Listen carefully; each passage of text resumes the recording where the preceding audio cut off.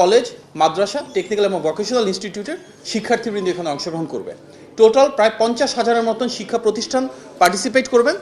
সকল ছেলে শিক্ষার্থীদের জন্য এটি বাধ্যতামূলক, প্রত্যেকটা টিম স্কুল থেকে টিম পার্টিসিপেট করবে, এবং মেয়ে শিক্ষার্থীদের জন্য এটা ঐচ্ছিক, ওনারা প্রয়োজন মনে করলে অংশগ্রহণ করবেন, এবং আমরা সরকারের দিক থেকে সর্বাত্মক সহযোগিতা এবং অনুপ্রেরণা দিয়ে ওনাদের পাশে ইনশাল্লাহ থাকবো।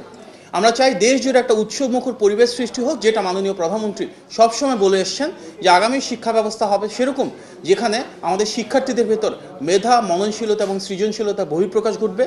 ক্রীড়া মন্ত্রণালয়, সংস্কৃতি মন্ত্রণালয় এবং শিক্ষা মন্ত্রণালয় একযোগে দেশব্যাপী বেশ কিছু অনুষ্ঠান এবং প্রতিযোগিতা সারা বছরব্যাপী আয়োজন করবে।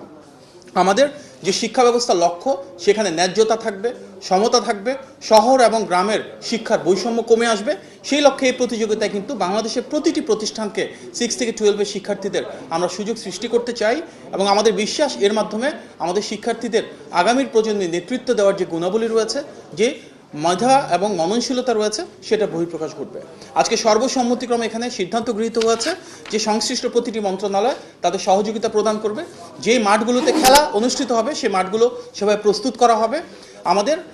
আমাদের সচিব মহোদয় আগামীকালকে বিভাগীয় কমিশনারবৃন্দ এবং ডিসিবৃন্দ সহ সবার সাথে মিটিং করবেন।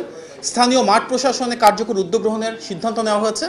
আন্তঃ বোর্ডের চেয়ারম্যান মহোদয় সকল বোর্ডে ভিজিট করবেন, প্রতিটি বিভাগের পর্যায়ে গিয়ে সেখানে সংশ্লিষ্ট যারা কর্মকর্তা রয়েছেন, শিক্ষা প্রতিষ্ঠানের দায়িত্ব রয়েছেন, ওনাদের সাথে আলোচনা করবেন। ডিজি মাউসি এখানে স্বাভাবিকভাবে একটা গুরুত্বপূর্ণ ভূমিকা রাখবেন, এবং শিক্ষা মন্ত্রণালয় থেকে যেখানে যা সংশ্লিষ্টতা প্রয়োজন ওনারা এটা নিশ্চিত করবেন। এখানে আমাদের দুজন সচিব রয়েছেন, আপনারা দেখছেন যে মাধ্যমিক এবং উচ্চশিক্ষা সচিব রয়েছেন, কারিগরি এবং মাদ্রাসা সচিব রয়েছেন।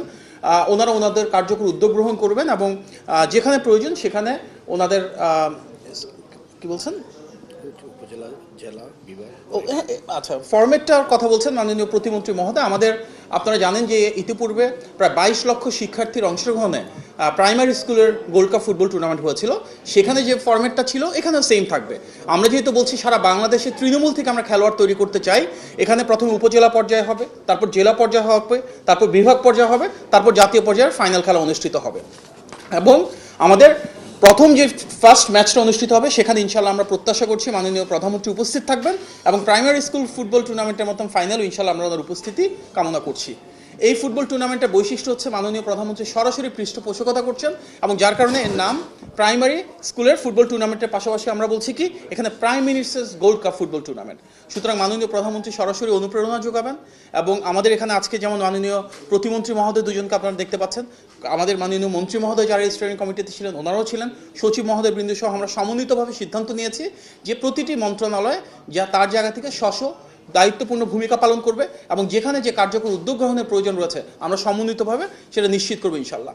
বিশেষভাবে মিডিয়ার ভাই বোনেরা আপনাদের প্রতি আহ্বান জানা থাকবে, আমাদের যেহেতু সারা বাংলাদেশ থেকে শিক্ষার্থীরা অংশগ্রহণ করবে, ইতিপূর্বে আমরা দেখেছি এই ধরনের প্রতিযোগিতা যারা ভালো করে তাদেরকে যেন জাতীয় পর্যায়ে আমরা স্বীকৃতি দেই, একটু মূল্যায়নের ব্যবস্থা করি, একটু অনুপ্রেরণা যোগাই, এবং তাদেরকে যেন আমরা তাদের ভবিষ্যৎ আকাঙ্ক্ষা যেটা রয়েছে ভালো করার জন্য, জাতীয় পর্যায়ে এসে সফল হওয়ার জন্য, সেভাবে আপনারা তাদেরকে হাইলাইট করবেন, যেখানে প্রয়োজন তাদেরকে প্রচারণার আওতায় আনবেন।